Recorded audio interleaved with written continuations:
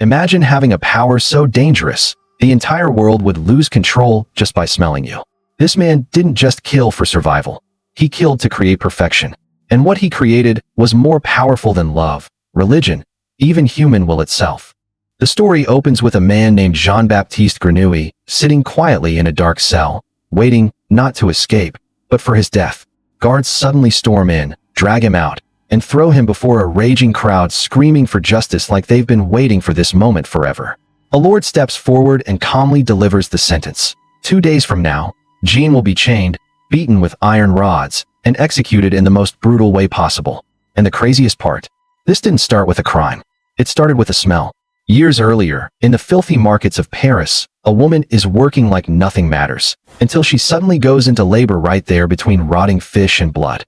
She gives birth on the spot, lets the baby drop to the ground, and doesn't even look twice. Because every child she's had before was born dead, she assumes this one is the same. So she cuts the cord, dumps the newborn into a pile of fish guts, and goes back to work like it's just another day. But then, the baby breathes. And with that first breath, he inhales the most disgusting smells imaginable. Moments later, he cries, and that cry seals his mother's fate. The crowd realizes what she tried to do, and she's executed on the spot. The baby, Jean, is sent to Madame Gallard's orphanage, where survival already feels like a competition. There are so many children, they literally sleep in piles, stacked on top of each other like objects. The moment Jean is placed among them, something feels off. One child pokes him, but Jean grabs his finger and smells it like it means something. Yeah, that's when they decide this kid is not normal. They try to suffocate him with a pillow that very night. But he cries, Madame Gallard rushes in, and the children get brutally punished instead. Years pass, and by age 5, Jean still doesn't speak. Not a word. Not even a sound unless he needs to. The other kids avoid him completely, calling him strange, and honestly, they're not wrong. Because while they play, Jean is doing something else entirely. He's exploring the world through smell. And not just normal smell, this is something else. He can detect anything, anywhere, no matter how far or how impossible. Dead animals, rotten food, even things that shouldn't have a scent at all. He finds them. To him, there's no good or bad, just discovery, which only makes the other kids hate him more. Eventually, Jean learns to speak, but more importantly, he learns to see with his nose. Blindfold him, and he can still tell exactly what's around him.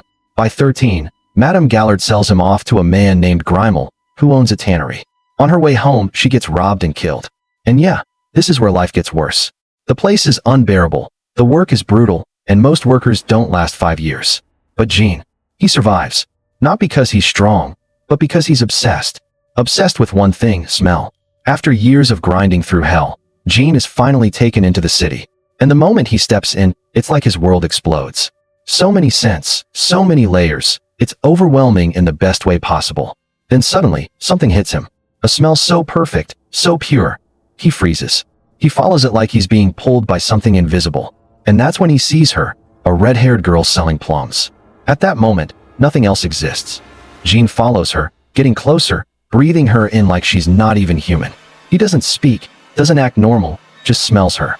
She gets uncomfortable, tries to talk, even offers him fruit. But he doesn't care about any of that. He only wants the scent. She runs, and he chases. Eventually, he finds her again, alone. He sneaks up behind her and smells her. The woman then turns around and saw Jean smelling her, which makes her want to scream in fear, but Jean covers her mouth to stop her from screaming because 2 old couples were passing by and accidentally suffocated her to death. And here's the disturbing part. He doesn't panic. He doesn't cry. He just keeps smelling her until her living scent fades. And that's when it hits him. He felt disgusted because she no longer had her living scent. That night, Jean lies awake, replaying that scent over and over in his mind. And right there, he makes a decision. He will find a way to preserve scent forever, no matter what it takes. Meanwhile, a once great perfumer named Giuseppe Baldini is losing everything. His rival's creation, Amor and Psyche, has completely overshadowed him. He tries to recreate it, but fails every time. One day Jean came to deliver something to Giuseppe, and upon arrival, he could tell that Giuseppe is trying to recreate Amor and Psyche, and offers to help. At first, Giuseppe doubts him, but Jean doesn't hesitate. He started mixing and recreates the perfume perfectly, just by smell. Giuseppe was amazed. But Jean felt it wasn't good enough, and then improves it. After Jean left, Giuseppe smells the second mixture, and felt like he was in paradise. That's when Baldini realizes this boy is not normal. The next day, he buys Jean from Grimel immediately. And when Grimel was returning home, a carriage passes by which he tries to dodge, but ended up falling and hitting his head on a stone, then fell into a river and died. Jean started working for Giuseppe, and under him, he learns everything about perfume, the structure, the notes, the balance. Giuseppe one day told him that 12 notes make a perfect perfume, but legends speak of a 13th, the one that controls all others, the ultimate essence. And yeah, that idea stays in Jean's mind, because he already knows what his perfect scent is. He just doesn't know how to keep it yet. Giuseppe teaches him distillation, extracting scent from flowers like roses by boiling them in the right temperature. Jean masters it instantly, but it's not enough. Later that day, Jean tries extracting scent from anything, metal, objects, even Giuseppe's cat, by boiling them in the machine. Yeah, that's where things cross the line. Giuseppe panics, telling him it's impossible to capture a living scent this way. After hearing this, Jean faints immediately, because now he realizes everything he wants is out of reach. After that incident, Jean falls ill, and Giuseppe made sure he had the best doctors take care of him. Then one day, on Jean's sick bed, Giuseppe reveals another method, enfleurage, a technique used in the city of Grasse. After hearing that, Jean recovers instantly. Now he has a path. Now Jean wants to travel to Grasse, but he'll need the paperwork, so Giuseppe gives it to him in exchange for 100 new perfume formulas. After Jean leaves, Giuseppe lied in his bed feeling happy, but suddenly his house collapses and kills him. Along the way, Jean decides to walk through the mountains so he can keep exploring more scents. Instead of following the short roads through various towns, he ends up climbing to the top of a mountain and hiding in a cave. For the first time in his life, he experiences silence. No overwhelming smells. Just nothing. And honestly, it made him feel very comfortable, like he was in his father's parlor. Because of that, he ends up spending several years there, and he would have stayed longer if it wasn't for the dreams of the plum woman. In that silence, Jean realizes something horrifying. He has no scent of his own. He doesn't exist, at least not in the way others do. And that thought, it breaks something inside him. So he makes a new decision. He will create a scent so powerful, the world will have no choice but to recognize him. Then he continued his journey to Grasse again. A carriage passes by, and he's suddenly catching an amazing scent, even more perfect than the plum woman. It was coming from a beautiful girl named Laura. This isn't obsession anymore, this is purpose. He runs after the carriage, following her to Grasse with the help of his nose, until he arrives at a mansion. He then sneaks inside the garden and watches Laura from the shadows. He gets as close as he can to smell her scent, but his time is cut short when her father Richie told her to go inside. The next day, Jean gets a job at a perfume shop. He started working under a man named Drouot and learns enfleurage. The process consists of pressing flowers into animal fat and boiling them in a large container to extract their essence. And that's when things take a dark turn, because now, he finally has the method he needs. That night, while the town sleeps peacefully, something far darker is unfolding in a quiet barn. A young couple is fooling around, laughing, teasing, completely unaware they are not alone. And then suddenly, the boy storms off, frustrated, leaving the girl behind, stuck, vulnerable. And just like that, the atmosphere shifts from playful to unsettling. Because out of the shadows, Jean appears. At first, it almost looks like help has arrived. He walks in slowly, calm, expressionless. But there's something off, something cold in his eyes, and before the girl can even process what's happening, Jean silences her forever. Just like that, no hesitation, no emotion, just purpose. And what he does next is where things cross into something truly disturbing. Instead of running, instead of hiding the body, Jean begins his experiment. He covers her completely in animal fat, carefully, almost professionally, like he's not dealing with a human being, but an ingredient, and then places her inside a container, waiting, hoping, believing this method will finally capture what he's been chasing all along, her scent. Morning comes, and danger comes with it. A woman arrives with a flower delivery, and in that split second, Jean has to think fast. He quickly seals the container, masking everything just in time, and when Drouot nearly catches him, Jean doesn't panic. He simply lies, calmly claiming he was protecting the flowers from the sun. No suspicion, no proof, he slips away again. But when he checks the result, nothing, no scent, no essence. After everything, it failed. And right there, you can almost feel it, that frustration building inside him. Not anger, not sadness, just this quiet obsession growing stronger. So that same evening, he tries again. This time, he brings in a street worker, and her dog follows closely behind, loyal, unaware, and instead of what she expected, Jean begins covering her body in animal fat. Now she realizes something is very wrong. Panic hits her instantly. She tries to back out, tries to leave, but Jean has already made up his mind, and just like before, he kills her without hesitation. But this time, he refines the process. He cuts off her hair, wraps her entire body carefully in fat and cloth, every step more precise, more calculated, like he's getting closer to unlocking something forbidden. Hours pass, and then finally, it works. For the first time, Jean successfully extracts the scent of a human being. The next morning, while the town discovers yet another lifeless body, Jean stands alone, holding something far more valuable to him than life itself. He places a single drop onto his hand, and then something chilling happens. The woman's dog, the same loyal animal, runs straight to him, recognizing the scent, believing somehow that its owner is still there. That moment right there, that's when you realize Jean didn't just capture a smell, he captured identity itself. Satisfied, almost proud in his own quiet way, Jean carefully seals it, placing it into a bottle. The first of 13. Because now, the goal is no longer just obsession. It's perfection. Sometime later, Jean does something bold, something risky. He sneaks straight into Laura's birthday celebration. Not as a guest, not as a man, but as a shadow. Just there to watch, to observe, to breathe her in from a distance. The garden is alive with laughter, music, soft lights. Everything feels warm, safe, normal, but hidden within all that beauty is something deeply wrong. Laura and her friends decide to play hide and seek inside a maze, and that's where the tone quietly shifts again. Because inside that maze, when Laura is finally alone, she senses something. A presence. She turns slightly, and for just a moment, she sees it. Jean's shadow, moving, watching, closing in. But here's the chilling part. She doesn't see danger. She thinks it's part of the game. So she laughs and runs. And Jean follows. Not rushing, not panicking, just hunting. He gets close, so close, reaching out, almost touching her, but suddenly, one of her friends grabs her instead, laughing, pulling her away. And just like that, his moment is gone. And you can feel it, that quiet frustration building inside him. So what does he do? He creates chaos. Jean picks up a rock, and without hesitation, throws it, smashing the lamp above them, plunging that part of the maze into darkness. Now fear replaces laughter. Laura runs again, this time not playing, this time unsure, and everything feels off. Moments later, her father, Rick steps in and shuts the game down completely, sensing something isn't right. But it's already too late. Because when they start counting heads, 2 girls are missing.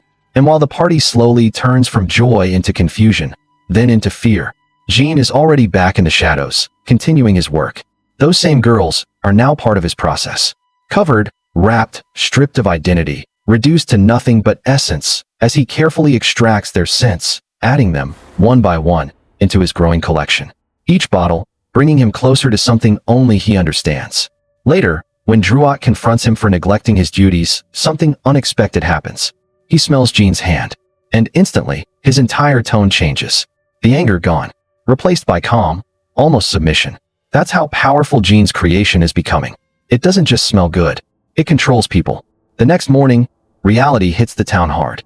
The 2 girls are found, lifeless, discarded in the river like they meant nothing. Now fear spreads fast. The council is called into an urgent meeting, and Laura's father demands action. He pushes for a curfew, warning them clearly. This killer is targeting their daughters, their purity, their innocence, and no one is safe. But here's where human nature shows its ugliest side. The council refuses, not because they don't believe him, but because they're afraid of losing money. A curfew would hurt business, hurt the town, hurt profits. So instead of stopping the danger, they ignore it. And just like that, they unknowingly give Jean exactly what he needs. More time. One by one, Jean begins killing young women, capturing their scent using fat and cloth. And yeah, it's as disturbing as it sounds. But to him, it's not murder. It's creation. Each victim becomes a note. Each scent, a step closer to perfection. Until finally, he succeeds. He extracts human essence. And now, there's no going back. Soon, the fear in the town grows too strong to ignore, forcing the council to finally enforce a curfew and place guards all over the streets. Everyone believes this will stop the killings and bring things back under control. But Jean is not like a normal killer. He adapts. Even with guards watching and people hiding, he continues moving in silence, choosing his moments carefully. And just like that, the killings don't stop. The town falls into chaos. Girls are disappearing, bodies showing up everywhere. Fear spreads fast. People lock their homes, accuse each other, lose their minds, even shoots at each other. But Gene, the real killer? He's already ahead of everyone. And then it escalates. Gene claims his 12th victim, a nun. Now this isn't just murder anymore. This is something the entire town sees as pure evil, something unnatural, something almost demonic. The church reacts immediately. A mass is held. The bishop stands before everyone, declaring that this killer is no longer just a man, but a demon that must be cast out, condemned, erased. The fear in the town reaches its peak. But right in the middle of that ceremony, everything shifts again. A man bursts in, out of breath, shouting that the killer has been captured. Just like that, relief spreads across the room. People want to believe it's over. They need it to be over. But Rick, Laura's father, isn't buying it. Something doesn't feel right. The confession doesn't match. The details are wrong. It's forced, broken out of someone under torture. This isn't justice.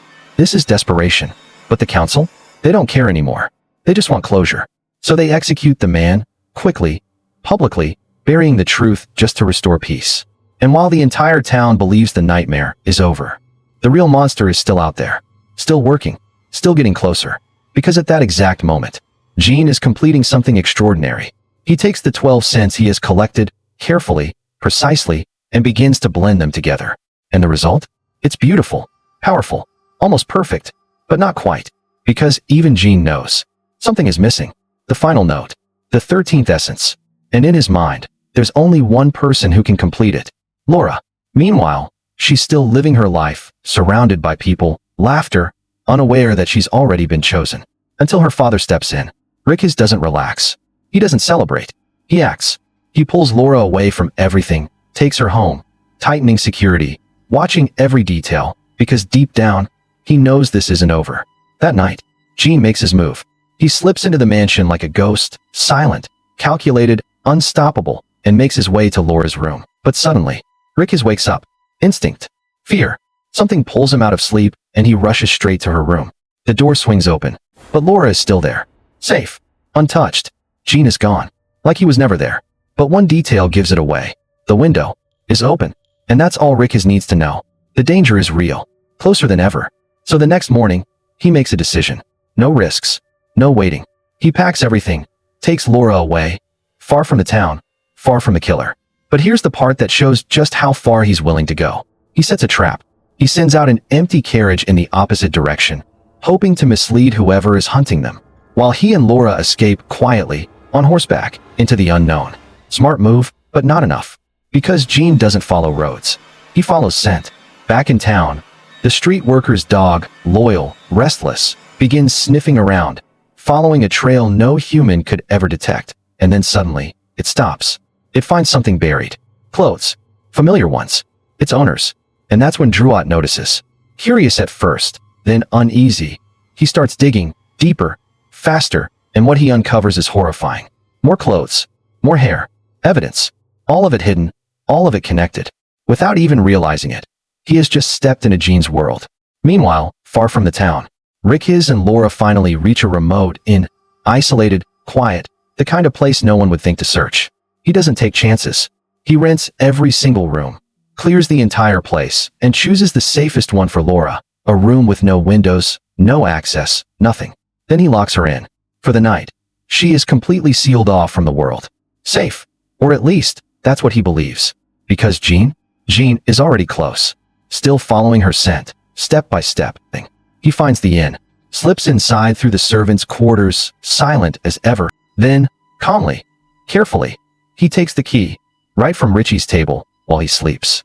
And just like that, the final door opens. Gene enters Laura's room.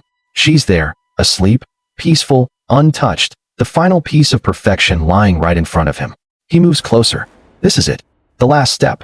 But then, something unexpected happens. Laura opens her eyes. And for the first time, Gene hesitates. Just a moment. Just a flicker. But it's enough. Because the next morning, everything is over. Rick opens the door, and his worst fear becomes reality. Laura is gone, lifeless, and in that same moment, somewhere else, Gene completes his work. He extracts her essence, the final note, and adds it to the other 12. And just like that, the ultimate perfume is born. Perfection. Before he can even fully experience it, soldiers surround him. He's captured. But even then, even in chains, Jean is still thinking ahead. He hides the perfume, because he knows this isn't the end.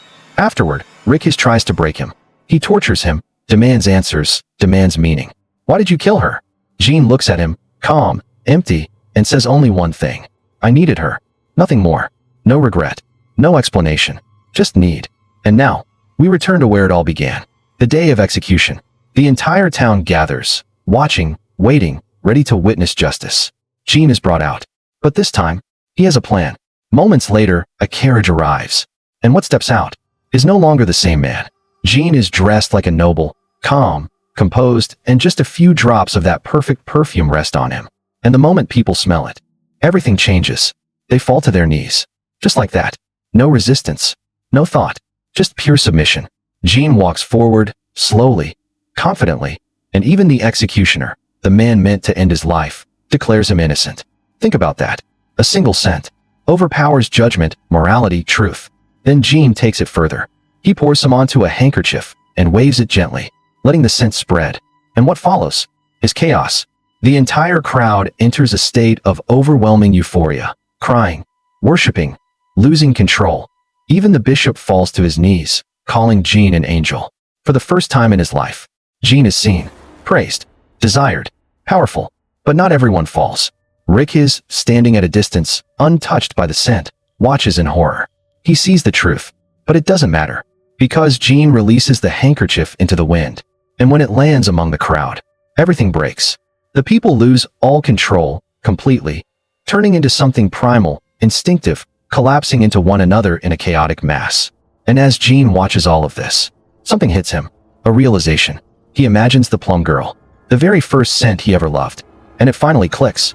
All this power, all this perfection, and yet, he has never truly loved, and never will. And for the first time, Jean cries. But even that moment doesn't last, because Rick climbs the scaffold, ready to kill him himself. But the scent reaches him too, and just like the others, he falls, calling Jean his son. Hours later, the town wakes up, confused, ashamed, not remembering, or maybe not wanting to remember. Jean is gone, vanished, and the blame falls on Drouot. All the evidence leads to him, the clothes, the hair. He's arrested, tortured for hours, and eventually, broken. He confesses, and he's executed. An innocent man, paying for a crime he never committed. Meanwhile, Jean returns to where it all started. His old, filthy, forgotten hometown. And now, after everything, he understands something. Without love, none of it matters. Not power, not perfection, nothing. So he does something unthinkable. He stands in the middle of the street and pours the entire bottle over himself, every last drop. And instantly, the scent spreads. People stop, turn, look at him, and then they rush him. Not with hate, not with anger, but with desire, obsession. They pile onto him, tearing him apart, consuming him completely, until there is nothing left. The next morning, the street is quiet again, and all that remains is his clothes and a single, final drop of perfume. That's it. Now here's where this story stops being just a movie and starts becoming something deeper, almost disturbing if you really think about it. Because Jean didn't just want power. He wanted something far more human, something almost everyone watching this right now can relate to. He wanted to be seen, to be loved, to matter. But here's the twist that most people miss. Jean never understood what love actually is. He thought love was something you could create, control, bottle, and wear. And that's the biggest tragedy of the entire film. Because when the entire crowd falls to their knees, worshiping him like a god, that should have been his victory moment. But instead, he breaks. Why? Because deep down, he realizes something terrifying. None of it is real. They're not loving him. They're reacting to a chemical illusion.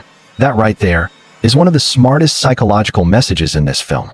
You can force admiration, but you can never force genuine connection. Now these are the hidden detail most people miss. Jean has no natural scent. And that's not just physical, it's symbolic.